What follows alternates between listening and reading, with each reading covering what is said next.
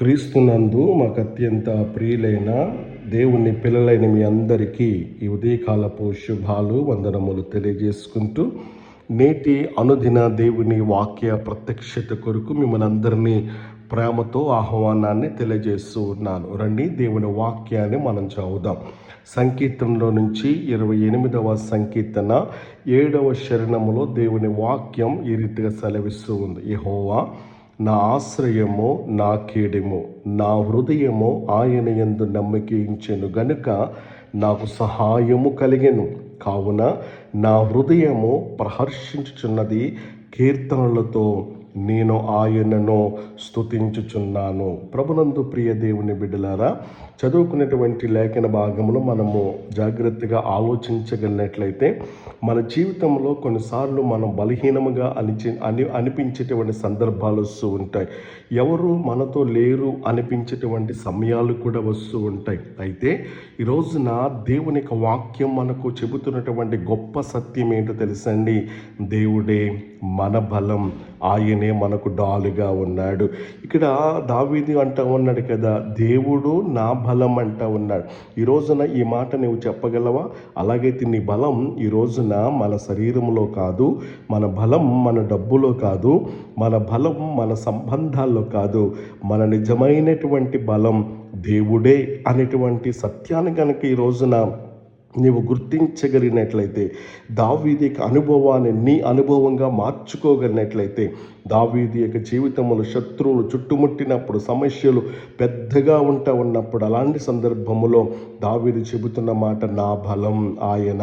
కనుక ఈరోజు నీ మాట నువ్వు చెప్పగలవా? అంత మాత్రమే కాదు, ఆయన నాకు డాలుగా ఉన్నాడు ఉన్నాడు. అంటే మన దేవుడు మనలను ప్రమాదాల నుండి రక్షించే దేవుడుగా, శత్రువుల నుండి రక్షించే దేవుడుగా, కనిపించినటువంటి ప్రమాదాల నుండి కూడా రక్షించేటువంటి దేవుడుగా ఉంటూ ఉన్నాడు. కొన్నిసార్లు మనకు తెలియకుండానే దేవుడు మనలను కాపాడుతూ ఉంటాడు. నీవు పడిపోకుండా ఉన్నావంటే అది నీ శక్తి కాదు, నీ బలం కాదు, దేవుని యొక్క బలం. అంత మాత్రమే కాదు, ఇక దావీదు అంటున్న మాట, నా హృదయం ఆయన యందు నమ్మికయించెను. అంటే ఇక్కడ విశ్వాసం లేకపోతే సహాయం అనేది రాదు, శాంతి అనేది ఉండదు. నమ్మకం ఉన్నప్పుడు దేవుడు పని చేస్తాడు, మార్గాలను ఆయన తెరుస్తాడు. అలాగైతే ఈ రోజున నీ నమ్మకం దేవునిపైన, మనుషులపైన, ఈ రోజున నీవు దేవుని మీద నమ్మకం ఉంచగలిగినట్లయితే దావీదులాగా చెప్పగలవు, ఆయన యందు నేను నమ్మకించున్నాను. ఇక్కడ అంటా ఉన్నాడు కదా,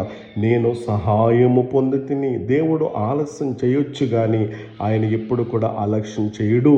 సరైనటువంటి సమయానికి సహాయం వస్తుంది, సమాధానం కూడా వస్తుంది. ఎప్పుడు కూడా మన ప్రార్థనలు వృధా కాదనే విషయాన్ని నేను మీకు జ్ఞాపం చేస్తున్నాను. ఇంకా దావీదు అంటున్న మాట, నా హృదయం ఆనందముతో నిండి ఉన్నది, నేను ఆయన స్తుతించెదను అంటూ ఉన్నాడు. కనుక దేవుడు సహాయం చేసినప్పుడు మన హృదయం ఆనందంతో నిండిపోతుంది, మన నోటి నిండా స్తుతి వస్తూ ఉంటుంది. కాబట్టి నిజమైనటువంటి స్తుతి పరిస్థితుల మీద కాదు కానీ దేవునిపై విశ్వాసం మీద ఆధారపడి ఉంటుంది. కాబట్టి ఈరోజు నీవు ఇప్పుడే స్తుతించేటువంటి వ్యక్తిగా ఉంటే, విజయం రాకముందే నీవు స్తుతించగలిగిన వ్యక్తిగా ఉంటే, నీ జీవితంలో అద్భుతాలు దేవుడు చేయటానికి ఇష్టపడుతూ ఉన్నాడు. ఈ రోజున ఏ పరిస్థితి నిన్ను కృంగదీస్తూ ఉంటా ఉంది, ఎలాంటి పరిస్థితుల్లో నీవు ఉన్నప్పటికీ కూడా ప్రభు నీకు సహాయం చేయటానికి, ప్రభు నిన్ను బలపరచటానికి, ప్రభు నిన్ను లేవనెత్తడానికి ఇష్టపడుతూ ఉన్నాడు. ఈరోజు ఆయన బలం నీకు కావాలా? రక్షణ కావాలా? సహాయం కావాలా? అలాగైతే కనుక ఈ రోజున నీవు ఈ రీతిగా ప్రార్థించగలవా? ప్రభువా, నువ్వే మా బలం, మా రక్షణ, మా హృదయములను నిన్ను నమ్మేలా చెయ్యి ప్రభువా. మా జీవితాల్లో నీ సహాయము ప్రత్యక్షం అవ్వాలి ప్రభువా. మా నోటిలో స్తుతి నింపు ప్రభువా అని చెప్పేసి గనక నువ్వు ప్రార్థించగలిగినట్లయితే, ఈ యొక్క అనుభవాలను నీ అనుభవాలుగా మార్చుకోగలిగినట్లయితే అద్భుతమైన రీతిలో ప్రభు నీకు సహాయం చేయడానికి ఇష్టపడుతూ ఉన్నాడు. అలాంటి సహాయము కృపగల దేవుడు దినాన మనందరికీ అనుగ్రహించును గాక. ఆమేన్.